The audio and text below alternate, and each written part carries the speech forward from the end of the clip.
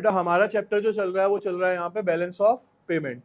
Balance of payment को थोड़ा short में अभी समझ लेते हैं हम कि बैलेंस ऑफ पेमेंट का मतलब बच्चे मैंने आपको बताया था, बैलेंस ऑफ पेमेंट का मतलब होता है कि जितना भी हम लेन देन करते हैं अदर कंट्रीज के साथ इंपोर्ट और एक्सपोर्ट के रूप में, उसकी जो एक शीट तैयार करी जाती है या जो इंपोर्ट और एक्सपोर्ट का बैलेंस होता है वही क्या कहलाता है, हमारा बैलेंस ऑफ पेमेंट कहलाता है।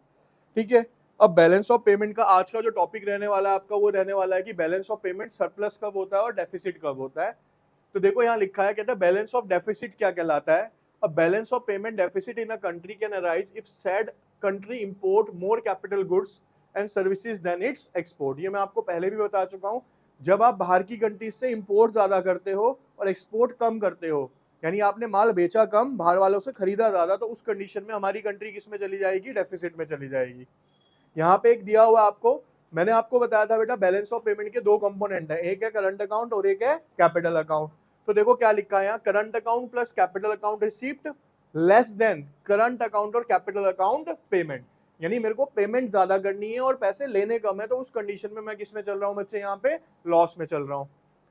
This BOP deficit can be balanced by utilizing the country's foreign exchange reserve to meet the BOP shortfall। इस BOP deficit को कंट्रोल कैसे किया जा सकता है, जो भी हमारे पास फॉरेन एक्सचेंज रिजर्व पड़ा होता है उसको यूटिलाइज करके क्या करते हैं बच्चे, हम BOP को कंट्रोल करने की कोशिश करते हैं। करते कैसे हैं ये देखते हैं हम।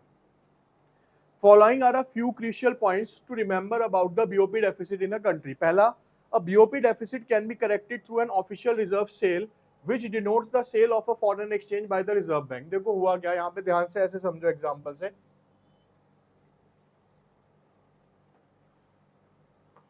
ध्यान देखिए बच्चे, आपने बेटा इंपोर्ट किया 100 रुपए का, एक्सपोर्ट किया 80 रुपए का, ठीक है ना। ये पैसे मैंने आपको बताए थे कौन से होते हैं, जो पे करने हैं, ये कौन से होते हैं, जो रिसीव करने होते हैं, है ना। तो अगर इस बैलेंस के अकॉर्डिंग चलता हूं तो 100 रुपए पे करने हैं, 80 रुपए रिसीव करने हैं, तो मेरे को एक्स्ट्रा पे कितने करने हैं, 20 रुपए पे करने हैं। इसी सिचुएशन को क्या बोला जाता है, यहाँ पे डेफिसिट बोला जाता है। अब इस डेफिसिट को पूरा करने के लिए या इस कमी को पूरा करने के लिए पहला स्टेप मेरे पास ये होता है कि मेरे पास जो फॉरेन एक्सचेंज रिजर्व पड़ा है, यानी ऑलरेडी बैंक के अंदर, रिजर्व बैंक के पास जो फॉरेन एक्सचेंज पड़ा है, मैं उसके थ्रू क्या करूं, उस डेफिसिट को कवर अप कर दूं, यानी 20 रुपए में उस फॉरेन एक्सचेंज रिजर्व से निकाल के पे कर दूं, तो मेरा डेफिसिट क्या हो जाएगा, यहाँ पे खत्म हो जाएगा। दूसरा, the monetary authorities of a country are the financiaries when any deficit arises in the country balance of payment। Conversely, they are also recipients when there is a surplus in the country BOP। कहते हैं monetary authority जो भी है, चाहे RBI है, financial government है, central जो भी है, कहता है बैलेंस ऑफ पेमेंट अगर डेफिसिट में होगा तो हमें देना होता है, और जब बैलेंस ऑफ पेमेंट सरप्लस में होता है तो उस टाइम गवर्नमेंट को क्या होता है, बाहर से पैसा लेना होता है। An overall decrease in the country official reserve signifies a deficit in the balance of payment। Official reserve transactions can be accounted for only under the regime of fixed exchange rate। They cannot be considered when exchange rate are floating। कहता है official reserve, देखो पहले समझते हैं, एक term आया यहाँ पे, ऑफिशियल रिजर्व क्या होते हैं। सीधा सा लॉजिक बताता हूँ, ध्यान से सुनो। मेरे आरबीआई के पास, हमारे पास 10,000 करोड़ रुपए की फॉरेन एक्सचेंज रिजर्व रखी है। हमने बेटा कोई ट्रांजेक्शन करी और हमारे पास 5,000 करोड़ की और फॉरेन एक्सचेंज रिजर्व आ गई। तो यानी पहले 10,000 थे, अब कितने हो गए, 15,000 करोड़। तो वो जो 15,000 करोड़ है, तो हम बोलेंगे कि आरबीआई के पास ऑफिशियल रिजर्व जो है वो क्या हो गए, बढ़ गए। यानी फॉरेन एक्सचेंज का जो बढ़ना होता है वही क्या कहलाता है, आपका एक ऑफिशियल रिजर्व के नाम से जाना जाता है। और अगर यही पहले 10,000 थे, उसमें से 3,000 की मैंने पेमेंट कर दी, तो अब 7,000 बचेंगे, तो हम कहेंगे कि आरबीआई के पास ऑफिशियल रिजर्व क्या होगा, यहाँ पे कम हो गए। समझ आई। तो डेफिसिट के केस में ऑफिशियल रिजर्व बढ़ेंगे या कम होंगे, कम होंगे, क्योंकि डेफिसिट के केस में हमें पे करना होता है। और सरप्लस के केस में वो क्या होंगे, बढ़ेंगे, क्योंकि हमें वो रिसीव करने होते हैं। ठीक है, इसके बाद आता है बेटा balance of payment surplus. Obviously बात है, जो ऊपर पड़ा है उसका बिल्कुल अपोजिट चलेगा। ये कैसे चलेगा बेटा, कहता है balance of payment surplus occurs when a countries total export are higher than its import. जब एक्सपोर्ट ज्यादा होता है और इंपोर्ट क्या होते हैं बच्चे, हमारे कम होते हैं। This helps to generate capital to fund its domestic productions। With a surplus in its BOP, a country can also lend funds outside its border। जब हम सरप्लस में होते हैं, यानी हमारे पास फॉरेन एक्सचेंज ज्यादा है, तो हम दूसरी कंट्रीज को भी क्या करते हैं बेटा, उस टाइम पे लोन देने की कोशिश करते हैं, फंडिंग देने की कोशिश। देखो सीधी सी बात है, कौन बंदा लोन देगा, जिसके पास पैसा एक्स्ट्रा पड़ा है। तो ऐसी जिस कंट्री के पास पैसा सरप्लस में पड़ा है वही क्या करेगी, आगे फिर उसको लोन में देने की कोशिश करेगी। बैलेंस ऑफ पेमेंट सरप्लस कब होता है, current account balance capital account received greater than current account and capital account कहता है surplus in BOP can help to boost the short term economic growth of a country. जब जब BOP surplus में जाएगा तो हमारी इकोनॉमी क्या दिखेगी आपको, ग्रो होती हुई दिखेगी, थोड़ी आगे बढ़ती हुई दिखेगी। Difference between the balance of deficit and balance of payment.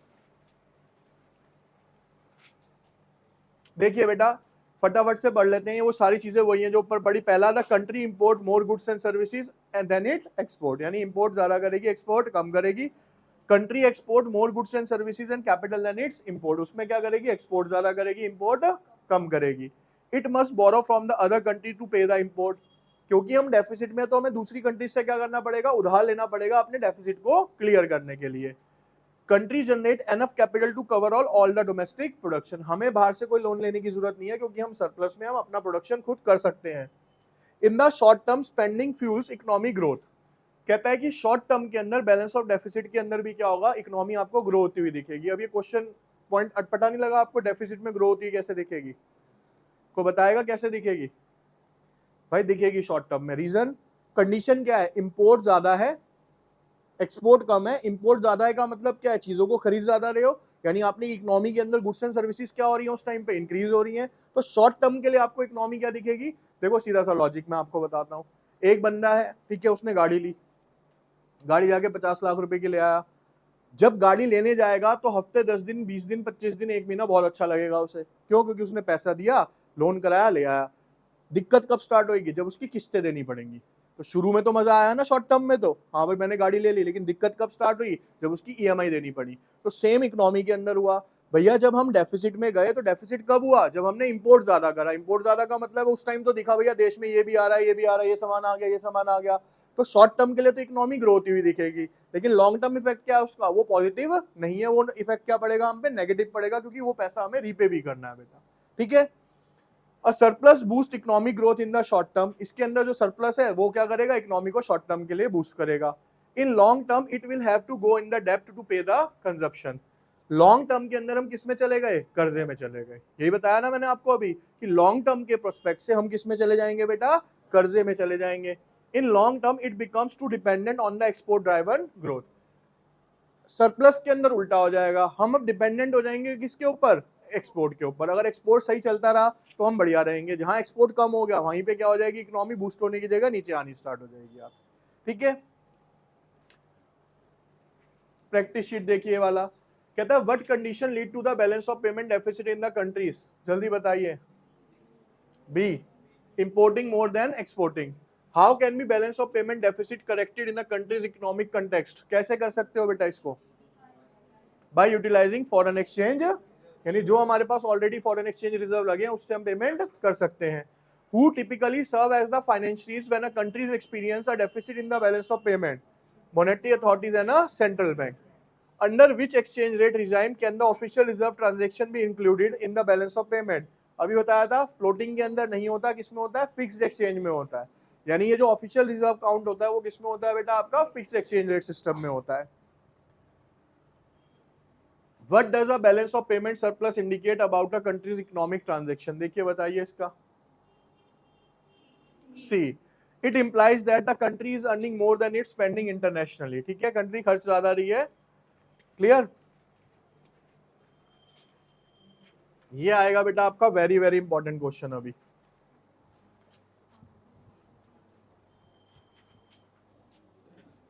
बेटा ये क्वेश्चन आपका one of the most important question है, बोर्ड के लिए भी और प्री बोर्ड के लिए भी, मतलब हर बार ही आया लगभग इस चैप्टर से ये। ठीक है, ऑटोनॉमस और एकोमोडेटिंग आइटम्स, ये मैं आपको डिटेल में पढ़ा देता हूँ, लेकिन इसका जो डिफरेंस आएगा वो मेजर इंपॉर्टेंट है इसका। ठीक है, पहले हम पढ़ लेते हैं ये है क्या। कहता था transaction made in the balance of payment can be categorised into two part, autonomous and accommodating. इसको दो पार्ट्स में डिवाइड किया गया है, एक है ऑटोनॉमस और एक है एकोमोडेटिंग पार्ट। कहता है ऑटोनॉमस ट्रांजैक्शंस कौन सी होती हैं, कहता है these are the economic transaction that are made to earn a profit. ध्यान से सुनते रहना, जो जो बता रहा हूं वैसे डिफरेंस में आएंगे अभी। कहता है वो ट्रांजैक्शन जो हम प्रॉफिट मोटिव के लिए करते हैं, पूछूंगा अभी अभी आपसे। दूसरा, not to bridge the gap in the BOP, और ये वो ट्रांजैक्शन होती है जिसकी वजह से बीओपी के अंदर जो गैप है यानी सरप्लस और डेफिसिट ठीक नहीं किया जा सकता। यानी ऑटोनॉमस ट्रांजैक्शन वो ट्रांजैक्शन होती है बच्चे जो कि प्रॉफिट मोटिव से की जाती है। दूसरा, जो भी बीओपी में डेफिसिट और सरप्लस है उसको इससे कंट्रोल नहीं किया जा सकता। इन Simple words, sometimes there is a situation when there is a BOP deficit. In that case, the government has to make a certain transaction to correct it, but the autonomous transactions are not made for that purpose. Detail में बता दिया उसने क्या कि कभी कभी BOP deficit में होता है तो उसको ठीक करने के लिए गवर्नमेंट को कुछ ट्रांजेक्शन करनी होती है, लेकिन वो ऑटोनॉमस ट्रांजेक्शंस नहीं कहलाती. ठीक है. The purpose here is to maximise profit. Autonomous transaction का जो मेन मोटिव है वो क्या है? सिर्फ ट्रांजेक्शंस को प्रॉफिट को इंक्रीज करना. पहला देखिए क्या है. Thus, it can be said that these transactions are independent of BOP, यानी इसका BOP के ऊपर कोई इफेक्ट नहीं पड़ेगा, ये इंडिपेंडेंट है. These transactions are also called the above the line. Above the line क्यों है? क्योंकि ये BOP डेफिसिट या सरप्लस से पहले की जाती है. समझ रहे हो क्या कह रहा हूं भाई? BOP आएगा आपका,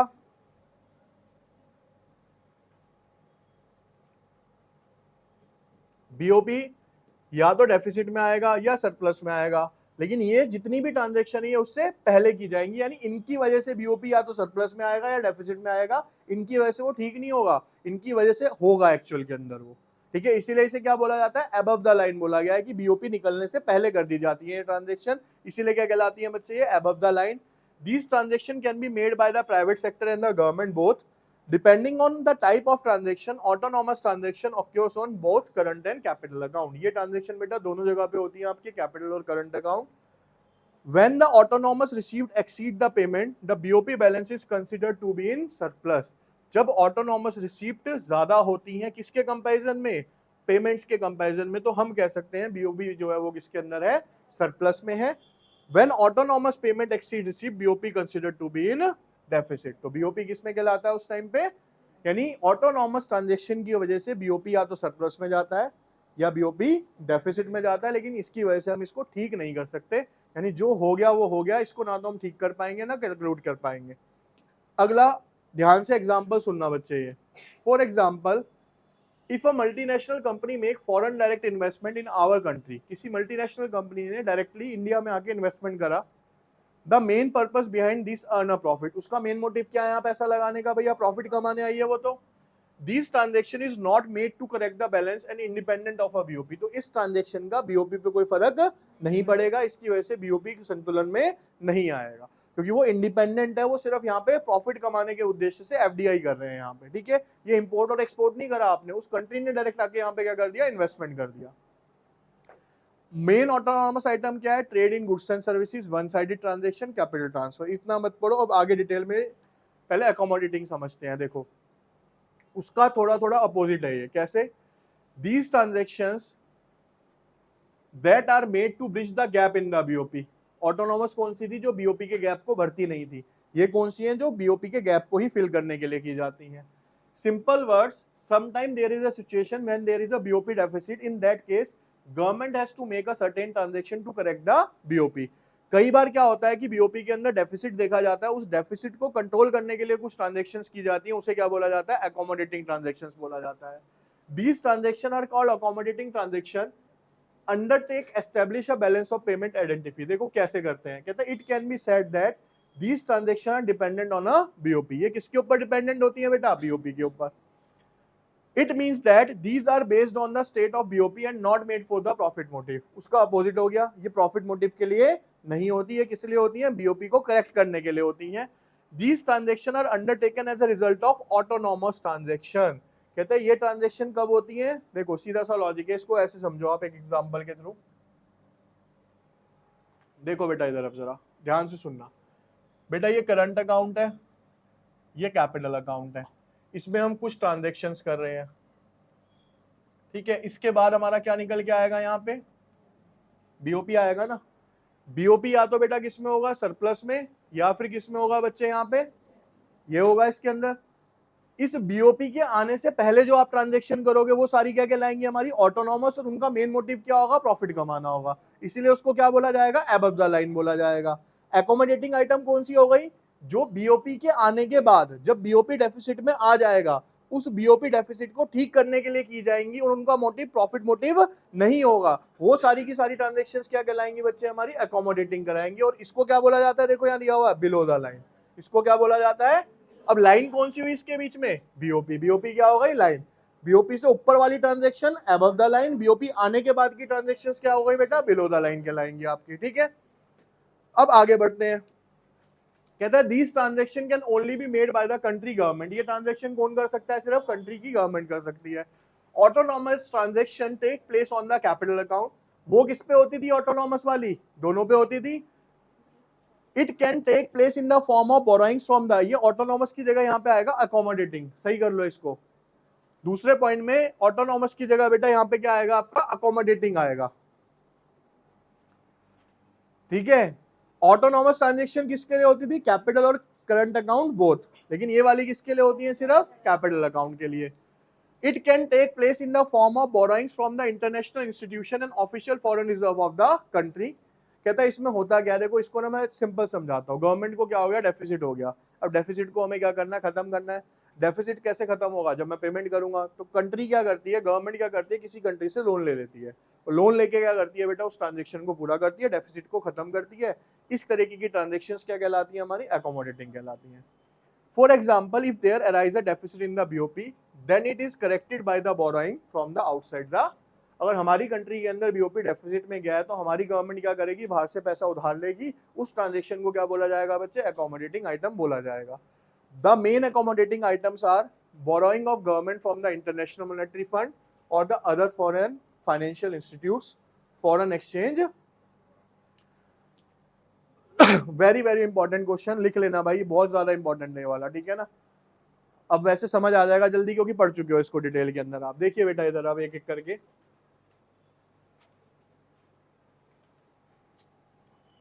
देखिए बच्चे। पहला पॉइंट, इसका मीनिंग क्या होता है? कहता है इकोनॉमिक ट्रांजेक्शन ऑक्योर। देखो बिना पढ़े समझने की कोशिश करते हैं। ऑटोनॉमस क्या बताए? नहीं सर, उसका मोटिव होता है प्रॉफिट कमाना, और ये इंडिपेंडेंट होती है बीओपी के, यानी इनका बीओपी पे कोई इफेक्ट, मतलब कंट्रोल करने में कोई इफेक्ट नहीं आएगा। इनकी वजह से बीओपी डेफिसिट में जा सकता है। तो देखो क्या लिखा है? Economic transaction occur due to the economic motive और are determined by the maximisation of a profit. Economic transaction take place to correct the BOP imbalance. ये बीओपी इम्बैलेंस को ठीक करने के लिए की जाती है, और ये प्रॉफिट के लिए नहीं की जाती। बीओपी आइडेंटिटी क्या है? These transactions do not help in maintaining BOP identity. ये इंडिपेंडेंट होती है, ये बीओपी को ठीक करने के काम। Are not affected by the positive और नेगेटिव बीओपी। इसका पॉजिटिव और नेगेटिव बीओपी से कोई लेना देना नहीं है। क्यों? क्योंकि इनकी वजह से बीओपी नेगेटिव या पॉजिटिव होता है। समझ रहे हो क्या कह रहा हूं? इनकी वजह से नेगेटिव बीओपी होता है, ठीक है। These transactions help in maintaining a BOP identity. It affected by the positive और नेगेटिव। भाई सीधी सी बात है, इसको तो ठीक करना है ना, उसको तो इसके ऊपर इफेक्ट पड़ेगा। Both government and private sector can undertake this transaction. इसके अंदर दोनों कर सकते हैं, लेकिन इसमें क्या कर सकती है? सिर्फ गवर्नमेंट कर सकती है। करंट और कैपिटल अकाउंट, ये वाली ऑटोनॉमस ट्रांजेक्शन किसमें होती थी? दोनों में, करंट में भी, और देखो लिखा है करंट अकाउंट और, लेकिन ये वाली सिर्फ किसमें होती थी? Capital account. It also known as above the line, और ये कौन सी कहलाती है? Below the line. Movement of goods and services किसमें होता है? This transaction involve movement of goods and services across the border, क्योंकि इसमें हम चीजों को खरीदते बेचते थे, लेकिन इसमें क्या होता है? मूवमेंट नहीं होती है। देखो क्या लिखा है? Do not involve movement of goods and services across the. Causes क्या है बेटा इसमें? Autonomous item cause BOP imbalance, surplus और डेफिसिट। ऑटोनॉमस आइटम की वजह से या तो बीओपी में सरप्लस आएगा या डेफिसिट आएगा। Accommodating items are made to correct the disequilibrium, और अकोमोडेटिंग आइटम किसमें हेल्प करेंगे? हमारी उस डेफिसिट को कंट्रोल करने के लिए, या उसको डिसइक्विलिब्रियम को करेक्ट करने के लिए हमारे काम आती है। फिर आता है बेटा देखो एरर और ओमिशन। एरर और ओमिशन ना 11 में पढ़ा था आपने रेक्टिफिकेशन चैप्टर में। एरर और ओमिशन क्या होता है? गलती या भूल चूक हो जाना हमसे, ठीक है, या भूल जाना किसी चीज को। कहता है the double entry system followed in the BOP ensures that debit is equals to credit item. हमें पता है अकाउंट्स के अकॉर्डिंग भी डेबिट किसके बराबर होता है बच्चे? हमारा क्रेडिट के। But sometimes the record of all the international transaction can not be made accurately. कई बार क्या होता है कि कुछ ट्रांजेक्शन ऐसी होती है जो करना हम भूल जाते हैं गलती से। इन that case along with the current and capital account there arises a third element in the balance of payment account which is error and omission। भैया मैंने आपको बीओपी के दो कंपोनेंट्स बताए, एक बताया करंट अकाउंट, एक बताया क्या? तीसरा कंपोनेंट और कर लो उसका, कौन सा? एरर और डाल देते ना भूल चूक। जैसे क्या हो गया? भूल चूक लिख दी है जगह पे, तो ये भूल चूक है आपकी एक तरीके से। क्या इफेक्ट पड़ता है इसका? कहता है error and omission reflect the imbalance resulting from the imperfection in the source data and the complication of a balance of payment. देखो आपने ना 11th में बेटा एक चैप्टर किया ट्रायल बैलेंस। ट्रायल बैलेंस का रूल होता था डेबिट और क्रेडिट दोनों बैलेंस बराबर आने चाहिए। जब नहीं आता था तो हम उसमें डाल देते सस्पेंस अकाउंट। तो ये वो सस्पेंस अकाउंट है बेसिकली। आपको ऐसे समझा देता हूँ भैया, इधर 10 रुपए है, इधर 8 रुपए है, डेबिट में 10 रुपए है, क्रेडिट में 8 रुपए है, तो इधर 2 रुपए की शॉर्टेज पड़ रही है, वो 2 रुपए की शॉर्टेज मेरे को नहीं पता कहां से पड़ रही है, तो मैं उसको उठा के किस में रख दूंगा, एरर और ओमिजन में रख दूंगा, गलतियों में डाल दूंगा कि हो सकता है कि जी मैं कोई एंट्री भूल गया या कोई ट्रांजेक्शन भूल गया, तो वो एरर और ओमिजन कहलाएगी। क्लियर? देखो कब कब हो सकते हैं ये एरर, अनरिकॉर्डेड कैपिटल फ्लो, कोई पैसा आया था मैं लिखना भूल गया, अनमार्क गुड ट्रांजेक्शन, कोई गुड्स बेचे थे उसकी ट्रांजेक्शन रिकॉर्ड करना भूल गया, रेमिटेंस ऑफ द वर्कर, किसी वर्कर को मैंने सैलरी दी थी वो सैलरी दे के लिखना भूल गया मैं यहाँ पे, या देना भूल गया मैं उसको। ठीक है, देखिए बेटा प्रैक्टिस शीट फटाफट देखिए, कहता what distinguish autonomous transaction from accommodating transaction. Autonomous transaction involve movement of goods and services while accommodating, हाँ ठीक है, सी आ गया। Who can undertake autonomous transactions in balance of the payment? Autonomous कौन कर सकती है, गवर्नमेंट और private sector both. Which of the following is an example of autonomous item in the balance of payment? इसमें से कौन सा बेटा autonomous item है?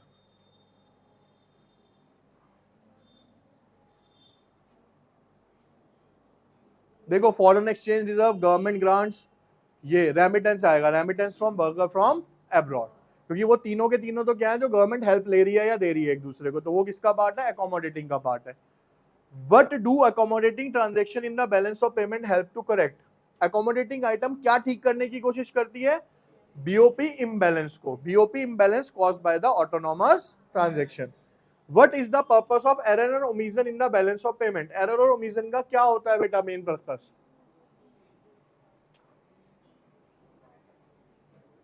टू करेक्ट बीओपी नहीं, to account for inaccuracy in the BOP. ठीक है, जो भी आपका बीओपी डाटा के अंदर इनएक्यूरेसी आई है उसको ठीक करने के लिए हम क्या करते हैं, एरर और ओमिशन अकाउंट का यूज करेंगे। क्लियर है?